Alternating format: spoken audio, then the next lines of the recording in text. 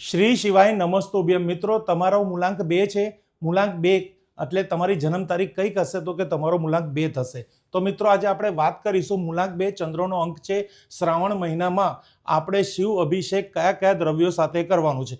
તમારી date of birth 2 તારીખ હોય, 11 તારીખ હોય, 29 તારીખ હોય કે 20 તારીખ હોય તો તમારે આ શ્રાવણ મહિનામાં અભિષેક કઈ રીતના શંકર ભગવાનનો કરવો છે એના વિશે આપણે વાત કરીએ. તો અભિષેકમાં ઉપયોગી દ્રવ્ય શુદ્ધ જળ માનસિક શાંતિ અને નકારાત્મકતા દૂર કરશે. ગંગાજળ પવિત્ર પાપને નાશ પ્રદાન કરશે. કાચું દૂધ શીતળ કર મનને શીતળ કરે છે અને શુભ અને શાંતિ આપે છે. દહીં જીવનમાં સ્થિરતા અને સંબંધોમાં મીઠાશ લાવે છે, સ્થિરતા લાવશે. દહીં મધ વાણીમાં મધુરતા લાવશે, આકર્ષણ અને સફળતા આપશે. ઘી આરોગ્ય તેજ અને સકારાત્મક ઉર્જા આપે છે. તો આવી રીતે તમે પંચામૃત તૈયાર કરીને શિવજીને અભિષેક કરો. ખાંડ પંચામૃત માટે જીવનમાં મીઠાશ અને સુખ સમૃદ્ધિ લાવે છે.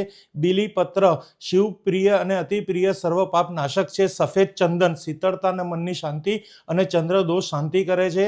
ધતુરો દોષનો નાશ કરે છે તથા અને નિર્ણયમાં આપે છે. આકડાના ફૂલ શિવપ્રિય અને રોગ દોષ અને ભય દૂર કરે છે. સફેદ ફૂલ ચડાવશો તો શુદ્ધતા ભક્તિ અને શુભ ફળ મળે છે. તમારે હવે કયા મંત્રનો જાપ કરવો છે? ઓમ નમઃ શિવાય, ઓમ સોમેશ્વરાય નમઃ 108 વાર જાપ કરો. મૃત્યુંજયનો મંત્ર કરી શકો છો. આ બધું જો તમે નિત્ય કરશો તો બહુ સારું ફળ મળે છે. ખાસ શ્રાવણ મહિનામાં કરશો તો પણ ફળ મળશે. કઈ ચિંતા અને સમસ્યા દૂર થશે. મન અશાંત રહેતું હશે અને ચિંતાનો ડર હશે તો દૂર થશે. ભાવનાત્મક ઉથલ પાથલ પાછળ નિરાશા નહીં આવે. સંબંધોમાં ગેરજ સમજ અને તણાવ હશે એ દૂર થશે. નિંદ્રા સંબંધિત સમસ્યાનો સુધારો થશે. માનસિક થાક અને નકારાત્મક વિચારોથી તમારું રક્ષણ થશે. જીવનમાં સ્થિરતા અને અનિશ્ચિતતાથી તમારું રક્ષણ થશે.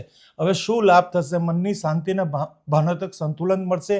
ચિંતાઓ ડર અને નકારાત્મકતા દૂર થાય છે. સંબંધોમાં પ્રેમ સમજણ અને સહયોગ વધે છે. નિંદ્રા સારી આવે છે અને મન પ્રસન્ન રહે છે.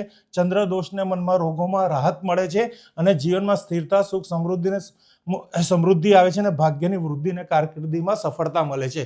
તો 2 મૂલાંક માટે આ દ્રવ્યો દ્વારા જો તમે શિવનું પૂજન અર્ચન અને સ્મરણ કરશો તો ઘણો જ તમને લાભ થશે. Thank you friends. Har Har Mahadev, Har Har Mahadev, Har Har Mahadev.